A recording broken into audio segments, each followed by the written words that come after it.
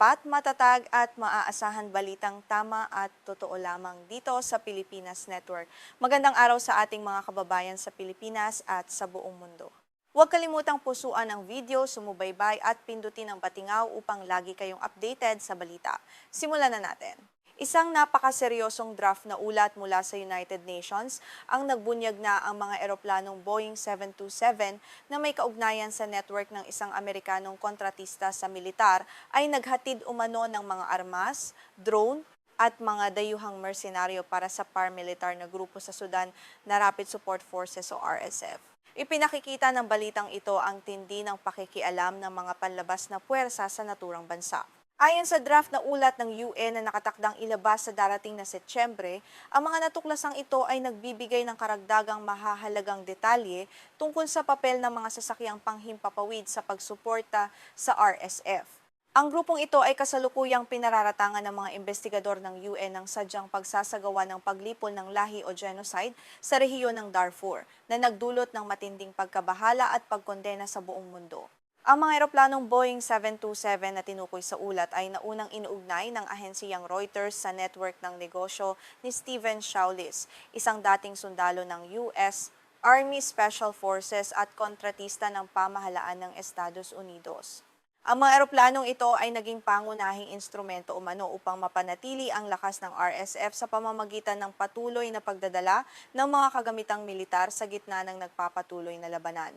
Sinabi ng panel ng mga eksperto ng UN na nakatanggap sila ng lubos na mapagkakatiwalaang impormasyon mula sa apat na magkakaibang pinagmulan. Kinumpirma ng mga pinagmulang ito na ang mga sasakyang panghimpapawid ay nagdala ng mga mandirigma ng RSF, mga dayuhang mersenaryo, pati na rin ng mga sopistikadong kagamitang militar tulad ng mga drone at iba't ibang uri ng nakamamatay na sandatang ginagamit sa mga brutal na operasyon. Kabilang sa mga pinagmulan ng impormasyon ng UN ang dalawang saksi sa Nyala, ang pangunahing sentro ng militar at lohistika ng RSF sa Darfur. Bukod dito, nakatanggap din ang panel ng mga kaugnay na komunikasyon mula sa dalawang estadong kasapi ng UN na nagpapatibay sa impormasyon tungkol sa mga ilegal na paglipad patungo sa mga teritoryong kontrolado ng paramilitar na grupo at lalong nagpapalala sa sitwasyon ng seguridad doon. Sa isang naunang investigasyon ng Reuters noong Hulyo 15, natunton ang tatlong lumang eroplanong Boeing na pinatatakbo ng mga kumpanyang may kaugnayan kay Stephen Shaulis. Ang mga eroplanong ito ay lumipad mula sa isang paliparan sa Chad patungo sa mga sentro ng lohistika na ginagamit ng RSF sa Sudan, Libya at Somalia na nagpapakita ng isang malawak at organisadong pandaigdigang network ng operasyon. Iniulat din ng Reuters na ang isa sa mga eroplano, isang Boeing 737, ay may lulang mga mandirigma ng RSF nang ito ay mawasak noong Mayo 2025. Bagamat marami pa ring misteryo ang nakapalibot sa eksaktong kargamento ng mga eroplanong ito, unti-unti nang nabubuo ng UN ang larawan ng isang organisadong operasyon ng pagpupuslit ng mga armas at tauhan na hayagang lumalabag sa mga internasyonal na batas. Kilala si Stephen Shaulis bilang isang matagal ng kontratista ng pamahalaan ng Estados Unidos at may malawak na karanasan sa mga operasyong militar. Gayunpaman, sa kabila ng mga seryosong paratang na ito, walang nakitang ebidensiya ang Reuters na si Shaulis o ang kaniyang mga kumpanya ay napatawan ng parusa o formal na inakusahan ng anumang paglabag ng mga otoridad kaugnay ng isyong ito. Nang hinga ng pahayag, hindi sumagot si Shaulis sa mga tanong tungkol sa bagong ulat ng UN. Noong nakaraan, tumanggi rin siyang sagutin ang mga katanungan hinggil sa kaniyang mga kumpanya o sa mga eroplanong Boeing. Sa kabilang banda, hindi rin nagbigay ng anumang tugon ang pamunuan ng RSF sa mga kahilingan para sa komento tungkol sa isyong ito na nagdulot ng mga tanong hinggil sa kanilang pananagutan sa publiko. Ang ulat ng UN na sinuri ng Reuters ay binuo ng Panel of Experts on the Sudan, isang grupong itinalaga ng Security Council upang subaybayan ang embargo sa armas na ipinataw sa Darfur noong 2004. Ang draft na ulat na ito ay isinumite na sa Security Council para sa masusing pagsusuri bago ang opisyal na paglalathala nito sa publiko na inaasahang magdudulot ng matinding talakayan sa pandaigdigang komunidad. Nagsimula ang digmaang sibil sa Sudan noong 2023 nang magtunggali ang mga pinuno ng regular na hukbo ng Sudan at ng RSF dahil sa mga planong pagsamahin ang kanilang mga puwersa. Ang labanang ito ay nagdulot ng daan-daang libong pagkamatay, nagpalala sa gutom at paglaganap ng sakit at lumikha ng itinuturing ng UN na pinakamalalang makataong krisis sa buong mundo sa kasalukuyan na nangangailangan ng agarang atensyon at tulong mula sa pandaigdigang komunidad. Ayon sa ulat ng UN, gumawa ang mga eroplano ng mga sadyang hakbang upang maiwasang matuklasan habang nasa himpapawid. Ang tatlong Boeing 727 na binili mula sa mga kumpanyang may kaugnayan kay Shaolis ay lumitaw sa Chad noong Nobyembre 2024 at nag-operate mula sa bahaging militar ng Paliparan San Jimena ng walang anumang opisyal. Natala ng paglipad na nagpapahiwatig ng kanilang lihim at posibleng illegal na operation. Ang dalawa sa mga Boeing 727 na ito ay nakuha mula sa Kalita Charters Takande na nakabase sa Michigan. Bilang pagtatanggol sa kumpanya, sinabi ng abogado ng Kalita na nagsagawa sila ng masusing pagsusuri o due diligence bago ibenta ang mga eroplano at walang natukoy na anumang paglabag sa mga parusa nung isinasagawa ang transaksyon. Ayon sa kanila, wala silang pananagutan sa naging paggamit sa mga eroplano matapos ang bentahan. Sa kabila nito, sinabi ng panel ng UN na walang anumang paggalaw ng tatlong eroplano ang opisyal na naitala mula nang dumating ang mga ito sa N'Djamena. Hinala ng mga eksperto na sadyang pinapatay ng mga piloto ang kanilang mga transponder o gumagamit ng iba pang paraan upang hindi matunton ng radar at ng mga independenteng sistema ng pagsubaybay sa paglipad. Nagpapahiwatig ito ng intensiyong ilihim ang kanilang mga operasyon mula sa mga autoridad. Sa pagitan ng Enero at Hulyo 2026, maraming Boeing 727 at ilang eroplanong pangtransportasyong Ilyushin Il-76 ang dumaong sa gabi sa Nyala. Bagamat walang opisyal na tala sa mga pampublikong sistema ng pagsubaybay, natunton ng Reuters ang kanilang paggalaw gamit ang mga larawang kuha ng satellite, datos mula sa mga mobile phone, at mga open source na video mula sa mga saksi sa lugar. Pinatibay nito ang mga ulat tungkol sa patuloy na pagpasok ng mga supply na ginagamit sa digmaan. Si Shaolis at ang kaniyang kasosyo sa negosyo na si Craig Monroe ay magkasamang nagmamay-ari ng Contractor Airways, isang kumpanyang nakabase sa South Africa na bumili ng dalawa sa mga Boeing 727. Itinatanggi ni Monroe ang anumang koneksyon sa RSF at sinabi niyang walang katotohanan ang mga ulat na dumaong ang kanilang eroplano sa Nyala at Libya sa kabila ng mga ebidensiyang inilahad ng mga investigador ng United Nations. Samantala, sinabi ng Civil Aviation Authority ng Chad na walang pahintulot ang mga Boeing na mag-operate sa bansa. Idiniin din nito na hindi nito saklaw ang pamamahala sa abyasyong militar. Sinabi naman ng Ministro ng Ugnayang Panlabas ng Chad na ang mga tanong tungkol sa mga eroplano ay sakop ng mga lihim na usaping pandepensa at nakikilahok lamang ang Chad sa mga diplomatikong pagsisikap upang maibalik ang kapayapaan sa Sudan. Bukod sa mga eroplano, idinetali rin ng mga investigador ng UN ang partisipasyon ng mga mersenaryong Colombian na kilala bilang Desert Wolves. Ang mga mersenaryong ito ay kinuha umano ng isang kumpanyang nakabase sa United Arab Emirates. Tinatayang nasa 1,500 hanggang 2,000 kalalakihan ang ipinadala upang lumaban kasama ng RSF na nagpapakita ng mas malawak at mas komplikadong internasyonal na ugnayan sa likod ng labanan. Nagtatag ang mga mersenaryong ito ng base sa Nyala noong Marso 2025. Nakibahagi sila sa pagpaplano at pagsasagawa ng pag-atake sa lungsod ng Al-Fashir noong Oktubre 2025 gamit ang mga drone. Sa pag-ataking ito, daan-daang walang sandatahang sibilyan ang napatay, mga kababaihan ang ginahasa at mga bata ang dinukot. Ayon sa UN, ang mga gawaing ito ay maaaring maituring na paglipol ng lahi at mabibigat na krimen laban sa sangkatauhan na dapat papanagutan. Itinatanggi naman ng UAE ang mga paratang na ito. Ayon sa kanilang kinatawan sa UN, walang kinalaman ang kumpanyang Global Security Services Group sa anumang aktibidad ng mga mersenaryo sa Sudan. Sa pagtatapos ng ulat, nagpapatuloy ang panawagan ng pandaigdigang komunidad para sa hustisya, pananagutan at kapayapaan sa Sudan. Isang matinding pag-atake gamit ang misail ang inilunsad ng rebeldeng grupong Houthi ng Yemen laban sa lungsod ng Jizan sa timog na bahagi ng Saudi Arabia na nagdulot ng malaking sunog sa baybayin ng Red Sea. Ang biglaang pag-ataking ito ay nagmamarka ng isang mapanganib na yugto sa lumalalang tensyon sa buong gitnang silangan. Ating hihimayin kung paano naging mabisang alas ng Iran ang Houthi sa geopolitikal nitong labanan laban sa Estados Unidos at sa mga kaalyado nito. Makikita sa mga bidyong kumakalat sa social media na kinumpirma rin ng mga internasyonal na ahensya ng balita ang makapal na usok na nagmumula sa isang pasilidad na pinaniniwala ang isang oil refinery ng Saudi Aramco sa Jizan. Ang insidenteng ito ay bahagi ng serye ng palitan ng mga pag-atake sa pagitan ng Houthi at Saudi Arabia matapos akusahan ang Riyadh ng pambobomba sa internasyonal na paliparan sa Sana, Yemen. Kamakailan lamang formal na nagdeklara ang Houthi ng isang maritime blockade laban sa mga barko ng Saudi Arabia.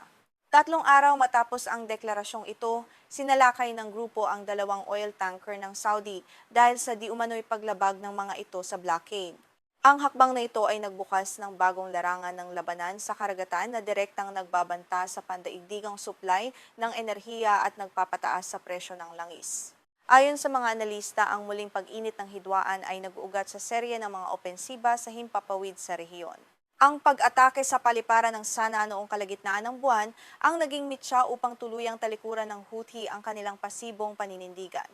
Sa halip na umiwas, pinili ng grupo na direktang harapin ng Saudi Arabia na nagpapakita ng kanilang kahandaang palawakin ng saklaw ng digmaan sa buong rehiyon. Ngunit sino nga ba ang grupong Houthi na patuloy na nagiging tinik sa lalamunan ng mga makapangyarihang bansa? Opisyal na kilala bilang Ansar Allah, ang kilusang ito ay itinatag noong 1994 bilang isang grupong naglalayong muling buhayin ang kultura at relihiyon ng sektang Zaidi ng Shia Islam. Sa kasalukuyan, ang mga tagasunod ng sektang ito ay bumubuo sa humigit kumulang 35% ng populasyon ng Yemen. Ang simpleng kilusang pangkultura ay mabilis na nagbago at naging isang armadong puwersa dahil sa kaguluhang pampulitika sa Yemen. Noong 2014, sumiklab ang isang ganap na digmaang sibil nang kubkubin ng Houthi ang kabiserang Sana at patalsikin ang gobyerno ni Pangulong Abdrabbuh Mansur Hadi na kinikilala ng pandaigdigang komunidad. Ang tagumpay na ito ang naglagay sa kanila sa posisyon ng kapangyarihan sa hilagang bahagi ng bansa. Upang pigilan ang lumalawak na impluwensya ng Houthi, isang koalisyong pinamumunuan ng Saudi Arabia sa tulong na logistical mula sa Estados Unidos, Britanya at Pransya ang naglunsad ng malawakang operasyong militar noong 2015. Bagamat nabawi ang katimugang daungan ng Aden, nabigo ang koalisyon na patalsikin ng Houthi mula sa Sana. Nagresulta ito sa isang mahabang labanan na nagdulot ng malubhang krisis sa buong bansa na nagpapatuloy hanggang ngayon. Sa kasalukuyan, kontrolado pa rin ng Houthi ang kanlurang bahagi ng Yemen, kabilang ang estratehikong baybayin sa timog ng Red Sea at ang mga rehiyong malapit sa hangganan ng Saudi Arabia. Bagamat ang teritoryong hawak nila ay katumbas lamang ng 1/4 ng kabuuang lupain ng Yemen, dito naman naninirahan ng halos 70 hanggang 80% ng kabuuang populasyon ng bansa, ayon sa mga eksperto sa Estados Unidos. Isang ulat mula sa United Nations noong 2024 ang nagbunyag sa mabilis na paglaki ng kanilang puwersa. Mula sa 30,000 mandirigma lamang noong 2015, ang bilang ng mga mandirigma ng Houthi ay umabot na sa humigit kumulang 350,000. Ang malaking pagtaas na ito sa kanilang puwersang militar ay nagpapakita ng kanilang tagumpay sa pagpapakilo sa mga mamamayang nasa ilalim ng kanilang kontrol. Ang pangunahing haligi sa likod ng lakas ng Houthi ay ang kanilang malalim na ugnayan sa Iran. Itinuturing ng Houthi ang kanilang sarili bilang bahagi ng Axis of Resistance na binuo ng Tehran mula pa noong dekada 1980 upang labanan ang impluwensya ng kanluran. Ang suportang militar at teknolohikal mula sa Iran ang nagpabago sa Houthi mula sa isang lokal na rebeldeng grupo tungo sa isang makabagong puwersang militar sa rehiyon. Sa tulong ng Iran, nakakuha ang Houthi ng malawak at makabagong arsenal ng mga sandata. Kabilang dito ang mga ballistic missile, cruise missile at drone na may kakayahang tumama sa malalayong target. Hindi na lamang sila umaasa sa mga tradisyonal na taktikang gerilya, kundi mayroon na rin silang kakayahang maglunsad ng mga sopistikadong pag-atake sa himpapawid na nagpapahirap sa mga makabagong sistema ng depensa sa himpapawid. Isa sa pinakamakapangyarihang sandata sa kanilang inventaryo ay ang Hypersonic Ballistic Missile na Palestine II. Ang missile na ito ay may bilis na umaabot sa halos 20,000 kilometro bawat oras o 16 na beses na mas mabilis kaysa sa bilis ng tunog at may saklaw na mahigit 2,000 kilometro. Paulit-ulit na umano nitong nalusutan ang mga kilala at sopistikadong sistema ng depensa sa himpapawid ng Israel. Dahil sa kanilang kakayahan at estratehikong lokasyon, ang Houthi ay itinuturing na isa sa pinakamahalagang alas ng Iran laban sa Estados Unidos. Sa pamamagitan ng paggamit sa Houthi bilang isang proxy, nagagawa ng Iran na maglunsad ng mga pag-atake at panggigipit laban sa mga kaalyado ng Amerika nang hindi direktang nasasangkot sa isang bukas na digmaan. Nagbibigay ito sa Tehran ng malakas na bentahe sa anumang diplomatikong o militar na negosasyon. Nang sumiklab ang labanan sa Gaza noong Oktubre ng nakaraang taon, ginamit ng Houthi ang kanilang lakas upang suportahan ng Hamas sa pamamagitan ng pag-atake sa mga barkong may kaugnayan sa Israel na dumaraan sa Red Sea. Ang mga pag-ataking ito ay nagdulot ng malaking pagkagambala sa pandaigdigang kalakalan dahil napilitan ang malalaking kumpanya ng pagpapadala na umiwas sa naturang ruta at dumaan sa mas mahabang landas sa paligid ng Afrika. Gayunpaman, kailangang maging maingat ang Houthi sa kanilang mga hakbang. Sa kabila ng kanilang katapatan sa Iran, meron din silang sariling interes sa Yemen na dapat pangalagaan. Kailangan nilang timbangin ang pagsuporta sa panrehiyong kampanya ng Iran laban sa panganib na muling sumiklab ang isang malawakang digmaan sa loob ng bansa na maaaring magpahina sa kanilang kontrol o mag-udyok sa kanilang mga lokal na kalaban na muling mag-alsa. Dito pumapasok ang estratehikong kahalagahan ng Red Sea. Dahil sa patuloy na tensyon sa Strait of Hormuz, ang Red Sea ang naging pangunahing alternatibong ruta ng Saudi Arabia para sa pagpapadala ng langis nito sa iba't ibang bahagi ng mundo. Sa pamamagitan ng pagbabanta sa rutang ito, direktang tinatamaan ng Houthi ang ekonomiya ng Saudi Arabia at pinipilit ang kaharian na mag-isip ng makailang ulit bago gumawa ng anumang hakbang militar. Ayon kay Ian Ralby, isang eksperto sa seguridad sa karagatan, ang tunay na panganib ay magsisimula kapag lalo pang pinalawak ng Houthi ang kanilang mga pag-atake patungo sa Bab el-Mandeb, Gulf of Aden at maging sa Mediterranean Sea at Indian Ocean. Ang ganitong senaryo ay maaaring magdulot ng hindi pa nararanasang krisis sa pandaigdigang seguridad sa karagatan at magpapataas ng husto sa gasto sa transportasyon ng mahahalagang bilihin sa buong mundo. Naniniwala naman si Hisham Al-Omaisi, isang eksperto sa politika ng Yemen, na ang mga bagong pag-atake ay simula pa lamang ng mas mataas na antas ng tensyon. Ayon sa kanya, nais ng Houthi na pilitin ang Saudi Arabia na magbigay ng higit pang konsesyon sa mga negosasyong pangkapayapaan. Ginigipit nila ang Riyadh upang makakuha ng mas malaking pondo at pagkilala sa kanilang pamumuno sa Hilagang Yemen. Ipinapakita rin ng sitwasyong ito ang limitasyon ng kapangyarihan ng Estados Unidos at ng binuo nitong koalisyong pandagat na Operation Prosperity Guardian. Sa kabila ng mga makabagong kagamitan at patuloy na pagpapatrolya, hindi pa rin tuluyang mapatigil ng mga puwersang kanluranin ang mga pag-atake ng Houthi.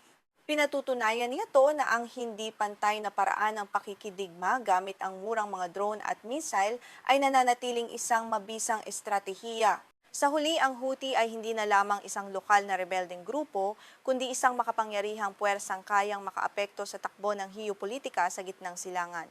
Habang patuloy silang nagsisilbing alas ng Iran, ang hamon para sa Estados Unidos at sa mga kaalyado nito ay kung paano mapananatili ang katatagan sa rehiyon nang hindi humahantong sa isang ganap na digmaang panrehiyon.